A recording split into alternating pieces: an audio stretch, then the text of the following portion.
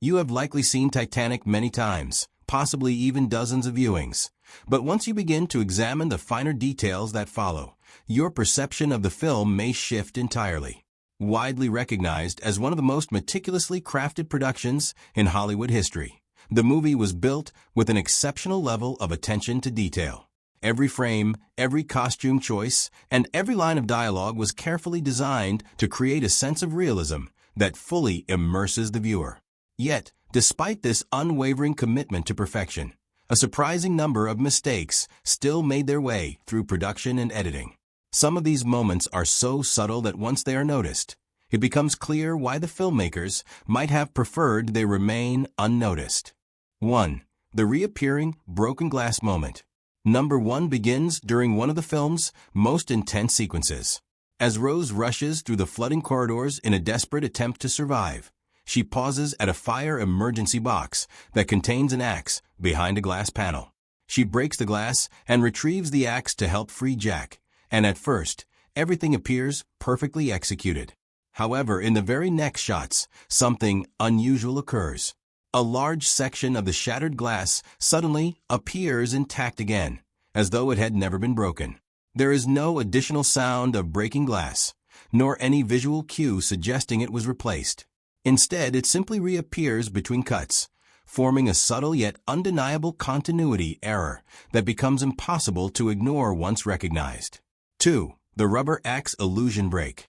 Number 2 also takes place within the same high-stakes sequence, where Jack is handcuffed to a pipe in a rapidly flooding room. Rose attempts to break the chain using the axe she retrieved, and the moment is intended to carry tension and emotional weight.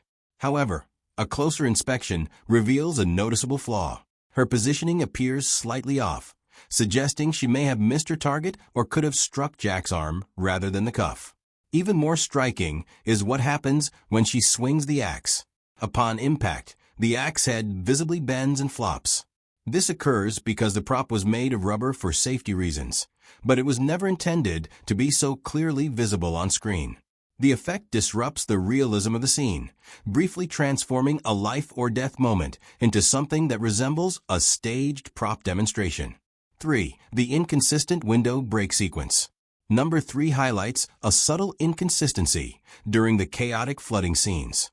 Water forcefully crashes through a series of windows in a dramatic display, but careful observation reveals that the same set of 4 windows are broken in different orders across separate shots. In one version, the water passes through the first, second, and third windows before reaching the final one. In another, it flows through the first, second, and fourth windows before finally breaking through the third.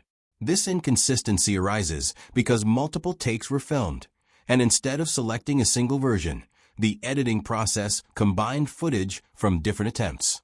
While the variation is easy to miss at first glance, it becomes quite obvious once noticed. 4. The cameraman reflected in glass. Number 4 is among the more difficult errors to detect.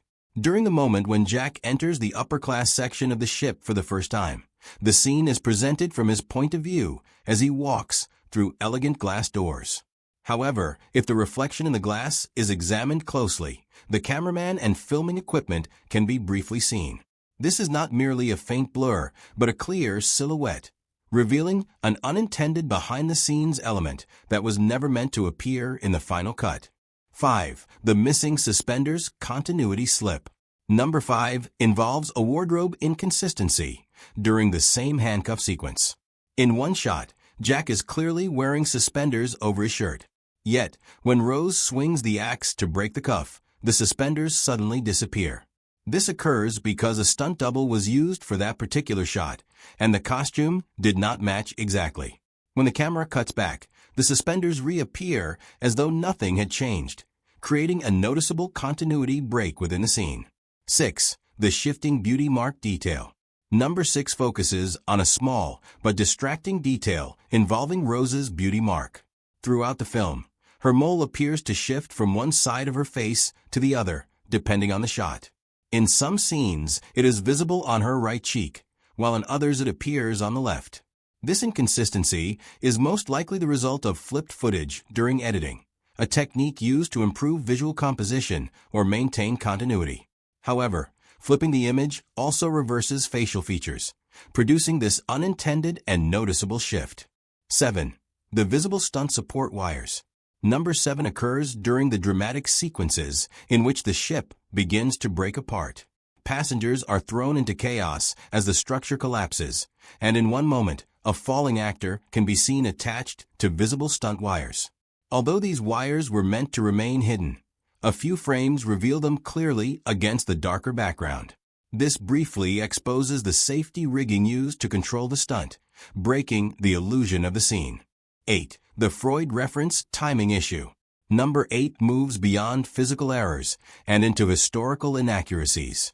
During a dinner scene, Rose makes a clever reference to Sigmund Freud.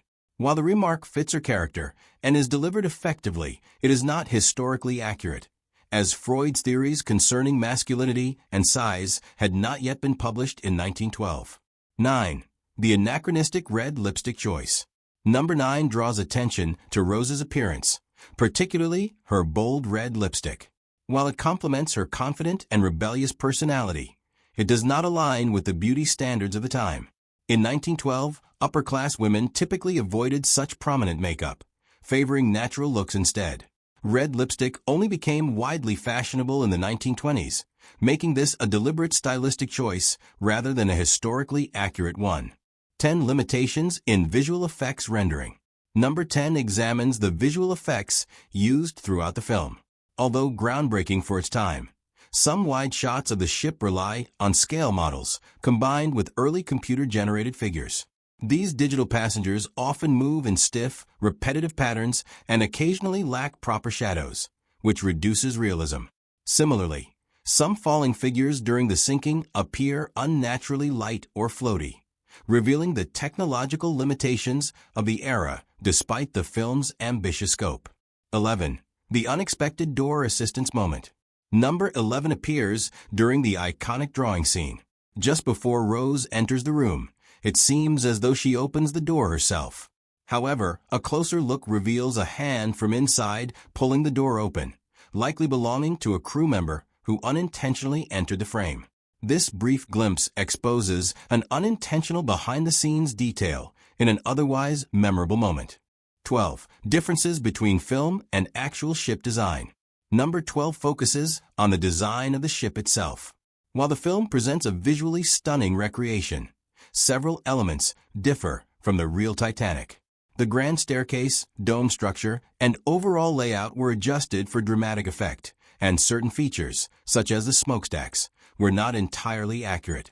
These creative choices enhanced cinematic storytelling, but reduced strict historical fidelity. 13. The disappearing dockside crowd. Number 13 occurs at the very beginning of the film. A large crowd gathers at the dock, waving and bidding farewell as the ship departs, creating a lively and emotional atmosphere. However, in a later shot, the crowd suddenly disappears, leaving the dock completely empty.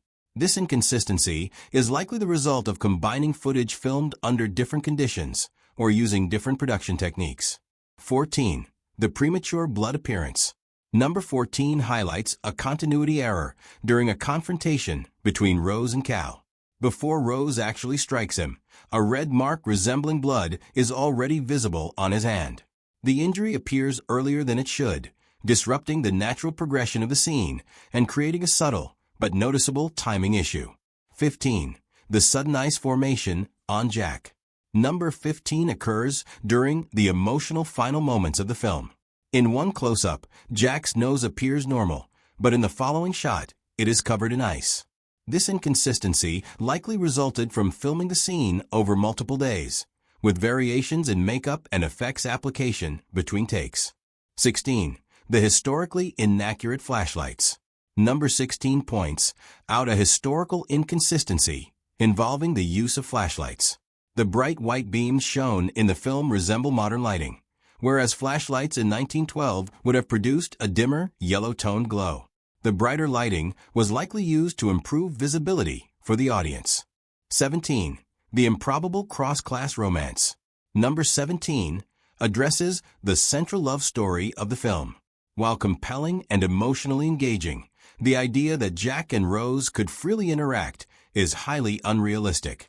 Strict class divisions aboard the Titanic meant that passengers from different social classes rarely had the opportunity to meet, making their relationship unlikely in real-life conditions. 18. The statue's incorrect color.